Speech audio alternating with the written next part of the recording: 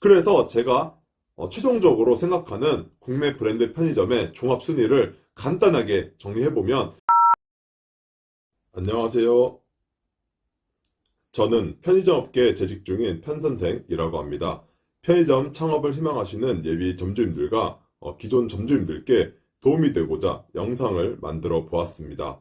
오늘은 우리나라 대표적인 편의점 4개 브랜드의 정보공개서의 내용을 비교해 보려 하는데요. 이 정보공개서라는 곳에는 편의점 가맹본부의 현재 상황을 나타내는 매출, 영업이익, 점포수 등이 나타나 있습니다.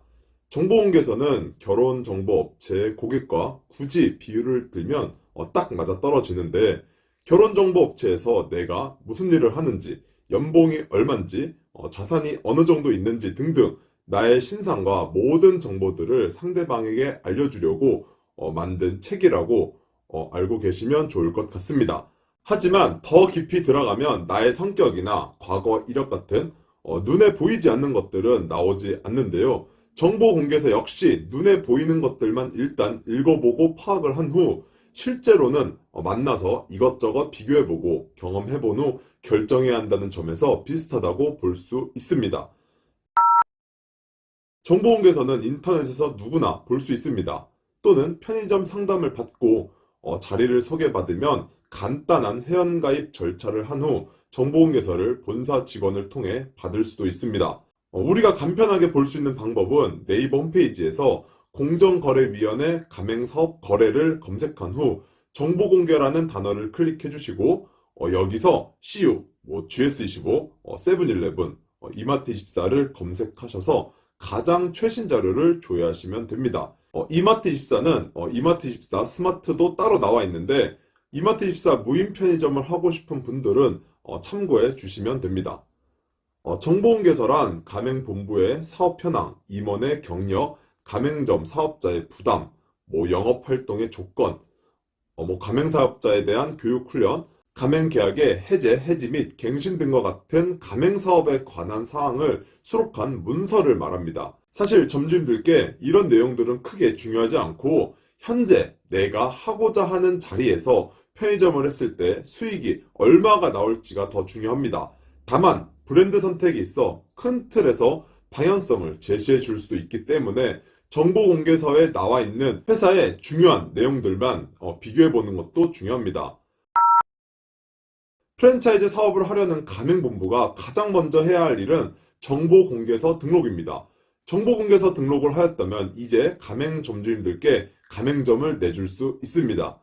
가맹점 모집의 시작은 가맹 희망자에게 정보공개서를 제공하는 것에서부터 시작합니다. 정보공개서를 제공한 날로부터 14일이 지나면 가맹 계약을 하고 투자금을 받을 수 있습니다. 참고로 정보공개서와 가맹 계약서는 한 세트입니다. 정보 공개를 하면서 가맹 계약서도 함께 드리는데, 둘 다 읽어보시고 14일 동안 생각할 시간을 드릴 테니 그동안 충분히 고민해 보시고 계약을 하자는 의미입니다. 요즘엔 핸드폰이나 패드, 노트북으로 전자계약 시스템을 활용하여 정보 공개를 하여 문제가 없었는데, 과거에는 정보공개서를 인쇄해서 직접 드리거나 메일, 우편 등으로 보낸 후 A4 용지에 받았다는 서명을 받았기 때문에 못 받았다고 우겨서 가맹 분쟁이 은근히 많이 일어나기도 했습니다. 정보공개서 내용이 엄청나게 많기 때문에 처음부터 끝까지 정독을 하여 읽는 사람은 거의 없을 것 같고, 저 역시 과거에 한 두세 번 정도는 정독을 해서 읽어는 보았는데 지금은 솔직히 자세히 읽어보진 않습니다. 그래서 오늘은 저 같은 분들이 많을 것 같아 실제로 어떤 편의점 브랜드를 선택할까 고민을 하시는 분들을 위해 중요한 내용들만 선정하여 4개 브랜드 편의점을 간단히 비교를 해보는 시간을 가져보도록 하겠습니다. 정보공개서는 보통 전년도 말 기준으로 최신 버전이 업데이트가 되는 게 일반적인 경우인데, 편의점 업계는 뭘 이렇게 숨길 게 많은지 내용 안에는 22년도 버전이라 위 버전을 기준으로 비교를 한번 해보되 23년도 데이터가 뉴스 기사나 다른 자료들에 나와 있다면 그 자료들을 참고하여 말씀드리겠습니다. 정보공개서 안에 나와 있는 내용들 중 브랜드 선택에 있어 중요하다고 생각되는 점포수, 일매출, 면적당 일매출, 실적에 대해 편의점 4개 브랜드를 짧게 요약하여 비교를 해볼 거고, 본사의 재무사항도 중요하긴 한데 실적과 연관이 되어 있어 제외를 하겠습니다. 정보공개서 내용 중 첫 번째, 국내 브랜드 편의점 점포 숫자 현황입니다. 정보공개서에는 2022년 기준이기 때문에 2023년 말 최신 기준으로 말씀드리겠습니다. CU 17,762개, GS15 17,390개, 세븐일레븐 13,130개, 이마트24 6,611개로 CU가 수년 동안 점포수 경쟁에 있어서는 1위를 차지하고 있습니다. 점포수 2위인 GS25와는 약 3,400개 차이가 나고 있으며 24년 상반기에는 GS25가 CU를 맹렬히 추격 중에 있어 점포수 싸움은 한치 앞을 내다볼 수 없을 정도로 치열한 상황입니다. 조만간 CU는 업계 최초로 18,000점 오픈을 눈앞에 두고 있다고 하는데 편의점이 언제까지 이렇게 늘어날지가 궁금합니다.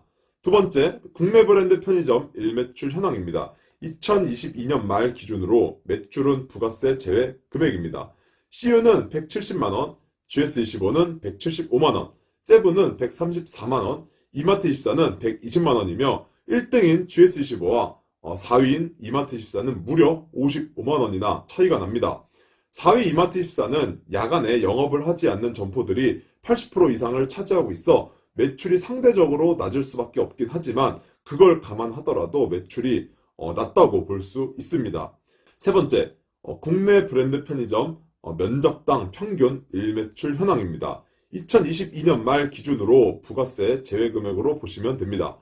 한 평, 즉 3.3제곱미터당 CU는 85,000원, GS25는 78,000원, 세븐일레븐은 7만원, 이마트24는 61,000원에 매출이 나오고 있습니다. 만약 20평이라고 가정을 하면 CU는 170만원, GS25는 156만원, 세븐일레븐은 140만원, 이마트24는 122만원이 나온다고 보시면 됩니다. CU가 평균 일매출에서는 GS25에게 뒤지지만 면적당 평균 일매출에서는 앞서고 있는 건 재미있는 사실입니다. 네 번째, 국내 브랜드 편의점 실적 현황입니다. 2023년 말 기준으로 작성했습니다. 먼저 CU의 매출은 8조 1317억, 영업이익은 2414억 원을 기록하였습니다. GS25의 매출은 8조 2457억, 영업이익은 2183억인데 GS25는 CU보다 매출은 높지만 영업이익이 낮아 아이러니한 결과가 나왔습니다. 세븐일레븐의 매출은 5조 6918억, 영업이익은 마이너스 551억 원으로 적자의 늪에 빠져 있으며 이마트24 역시 매출은 2조 1180억 원이나 영업이익은 마이너스 230억으로 분위기가 좋지 않습니다. 그래서 제가 최종적으로 생각하는 국내 브랜드 편의점의 종합순위를 간단하게 정리해보면 CU가 점포수, 영업이익, 면적당 평균 일매출 부분에서 3승을 거두며 편의점 업계 1위를 차지하였습니다. 뒤이어 GS25가 총매출 부문에서 1승을 차지하여 편의점 업계 2위를 차지하였고 세븐일레븐과 이마트24는 아쉽게도 순위권에는 없어 분발이 필요한 상황입니다. 세븐일레븐과 이마트24는 계속 헛짓거리만 해서 1, 2등과의 격차가 계속 벌어지고 있는데 제발 유지만 시켜주었으면 좋겠습니다. 이렇게 간단하게 정보공개서에 나와 있는 브랜드 편의점에 대해 알아보았는데요. 다시 한번 말씀드리지만 현재 내가 할 자리에서 편의점 창업을 한다면 수익이 얼마가 날지가 더 중요합니다. 입지가 첫 번째입니다. 입지나 임차 조건이 엄청 좋은 곳에서 A 브랜드나 B 브랜드 편의점을 하고 싶은데 A 브랜드나 B 브랜드는 동의서 문제로 편의점을 할 수가 없는 상황입니다. 그러면 재무 상황이 좋진 않고 이것저것 비교해 보았을 때 별로라고 생각이 들지만 그래도 C, D 브랜드를 선택하셔야 되는 겁니다. 그리고 누구나 좋아하는 브랜드가 있지만 일반적인 내용일 뿐이지 3, 4위 브랜드가 정말 좋은 선택이 될 수 있을지도 모릅니다. 순위는 언제든 뒤바뀔 수 있습니다. 하지만 정보공개서를 보고 순위를 판단하기엔 정보들이 최신화가 안 되어 있어 이 부분은 정말 아쉬운 부분입니다. 현재 상황을 간단히 제가 말씀드리자면 점포수는 GS25가 CU와의 격차를 점점 좁히고 있고 매출은 CU가 GS25를 점점 따라잡고 있는데 1년 뒤에 어떻게 될지가 정말 궁금하긴 합니다. 지금까지 편선생이었습니다. 시청해주셔서 감사드립니다. 좋은 주말 보내세요.